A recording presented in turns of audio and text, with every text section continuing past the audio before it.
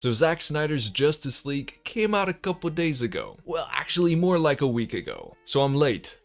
Again, I'm sorry. It just took me a really long time to watch. And I want to say that that's a mixture between me just really wanting to take my sweet time with it. You know, get in every single small detail I could. But it's also just because it's really fucking long. 4 hours is a big commitment, and spoiler alert, the first 2 hours, I wasn't really enjoying that much. I enjoyed it, it was decent. I saw some of the improvements. However, it didn't really feel like it was worth spending 2 hours on it. So it took me a while to get through it. However, I'm very glad that I did. This movie is surprisingly good. I can honestly say for at least the second half, I was thoroughly enjoying myself. It's nothing insane. Let's just get that out of the way first. It's not a perfect movie in any shape or form. I don't even know if I would call it a great movie. So far it has an 8.4 on IMDb, and I think that is way too high. It only being like 0.3 points away from The Two Towers is a crime in my opinion. But it's still really good, don't get me wrong. And I'll tell you guys about all the negatives that I found later on. But for now, let's talk about the good shit. Because, say it with me now, here on the TurfNation channel, we're all about positivity.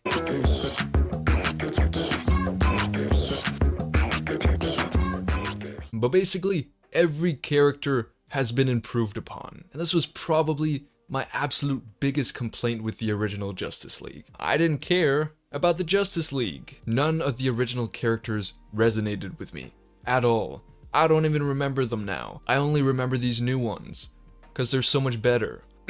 So Victor Stone is easily the MVP. I just love that we got backstory for him. This is what I was asking for. Motivation, backstory, likability. He got all those three things. We got some really emotional flashbacks of his childhood, his relationship with his mom and with his dad, his mom's death, and him almost dying. We also actually learn about his powers and what they do, what it entails, the burden that's been put on him.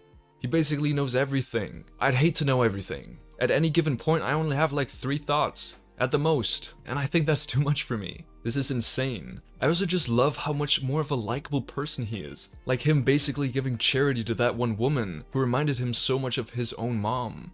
I thought that was really cool. Victor Stone is honestly just a really good character in this one. Aquaman has also been changed. He's not just the asshole of the group anymore. He actually has heartfelt conversations with multiple characters. And he shows sympathy for Victor Stone after he lost his father, which is something he didn't do in the original. He just did not like Victor Stone, and it came off as racist. No, it didn't, but he still came off as an asshole. A big one at that. But honestly, Aquaman is fixed in this movie. But also The Flash has just been done so much justice. Get it. He has a better arc, he has better comedy, he just has better dialogue altogether. And the ending is just so fucking awesome. I kinda knew that The Flash was going to get a little bit of redemption in this movie. But I did not think it would be like this. This is probably the best scene in the entire DCEU. That's not saying a whole lot, but it's still impressive. It just gave him something real to do, which just didn't really happen in Justice League. In Justice League, he was just comic relief. Now he's comic relief and an actual character, an actual member of the team. He has a purpose.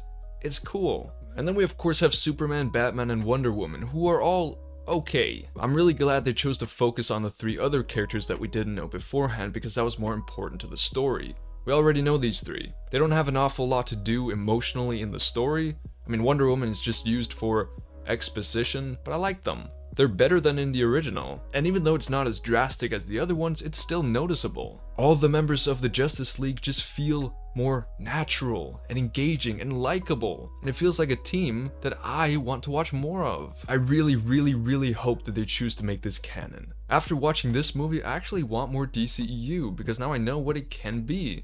It's a good start. However, if they choose to go ahead with the canon story from the original Justice League, then I'm sorry, but who cares? However, a character that's still meh is Steppenwolf. He's improved. He has more motivation now. He wants to get back into the good books of Darkseid, and that's okay. It's not the most emotionally resonant motivation a villain can have, but it's okay. It's better than before, because before he had no motivation. Steppenwolf is now overall a meh villain. Before he was a shit villain, but now he's okay, I guess. But yeah, he's not a Thanos, and I know that's supposed to be Darkseid, but he's not even a Loki. he's at least better than Malekith. So that's an improvement. However, this movie also just has some much needed changes to scenes. Most notably is the Wonder Woman fight scene in the beginning. The way it's shot and the choreography is just much better. It's a good change. And also that scene in the sewers has been changed so that the heroes actually save people. That was something I liked a lot. I love it when superheroes save people. Nowadays, there's not much saving unless it's the world or the universe. I like when they just save normal people. But generally, this movie just improves the overall shots, angles, and composition of each scene. And I really like it. It makes the movie more bearable. Even though it's very desaturated, but it was desaturated before too, so I don't mind. Also, I'm so happy that Russian family was gone. Not that I have anything against Russians, they just weren't needed. I'd be happy with a Russian character. Please, we love inclusion. But yeah, they just did not have a purpose in the story. And instead of focusing on them, we can now focus on the heroes, which makes the final battle so much more engaging. Also, the Martian Manhunter was pretty epic. I liked him. He looked weird, but that's on purpose. Even Dr. Stone's speech at the end, which basically acts as this concluding narration over all these scenes of our characters just returning to their normal lives. It's a lot more emotional and relevant to the scene than Lois Lane in the original one. I'm a bit torn on the epilogue dream scene. Overall, I liked it. I don't think it hurt the movie, I just don't know if it was really necessary. But I like the Joker. He's not my favorite Joker, he's not even a Joker that I like. It's a bit weird, but he worked for this universe, he worked for this movie, so I liked him. I'm glad Jared Leto's Joker is getting a little bit of redemption. Hopefully he gets a bit more in the future. But also I just loved that they actually showed Batman not to be a killer.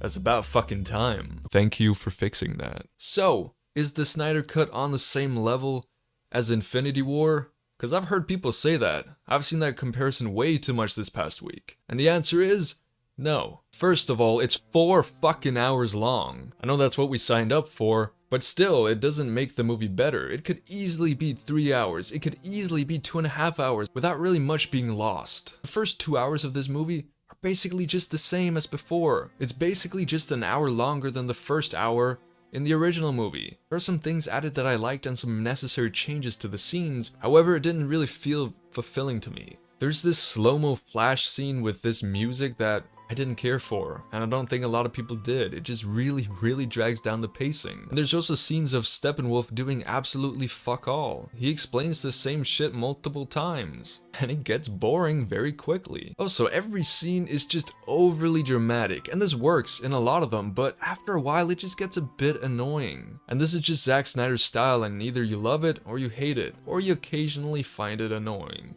Like me. There's so many slow motion scenes with musical cues. And that's another thing. The licensed music in this movie is just not as good. They're still relying heavily on these real songs, but they're just not as good in my opinion. The last Justice movie didn't really have great music either, but it was at least better tracks. They didn't always fit the scenes, but they were songs that I liked. This movie took that away, with meh songs that also didn't fit. Like where's Blackpink?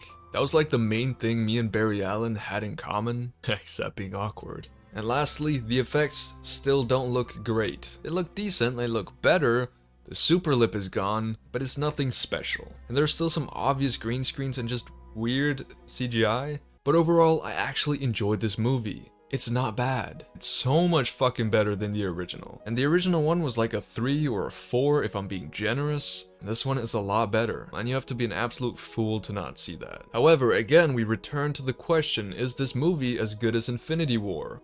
No. Infinity War is one of the greatest superhero movies ever made, and in terms of just greatness and hype, which are also things that this movie is being praised for, then it doesn't stand a chance.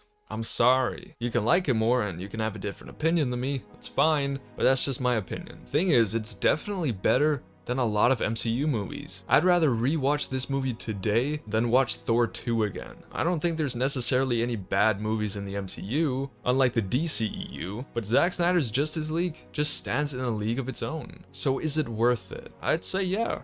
If you're a DC fan, or if you just want to watch Justice League and you don't know which one to watch, then yeah. If you have the time, watch this one. It's so much better. However, I don't think it's worth it for a casual movie fan, not even a casual superhero movie fan. The 4-hour runtime really drags the pacing, and unless you really like these characters, or like me, you want to give them a second chance, I don't know if you're gonna like it. It's more of a 50-50, I think. So yeah, if you haven't already watched it and I haven't spoiled it for you already, then go give it a watch. And tell me what you think of the movie down in the comments. Again, I'm sorry this took me so long to get out. Well, like a week, but still, I'm sorry. I can honestly say I was pleasantly surprised. I was not expecting to like this movie as much as I did. I don't think a lot of people were. Anyways, thank you guys for watching. Peace out.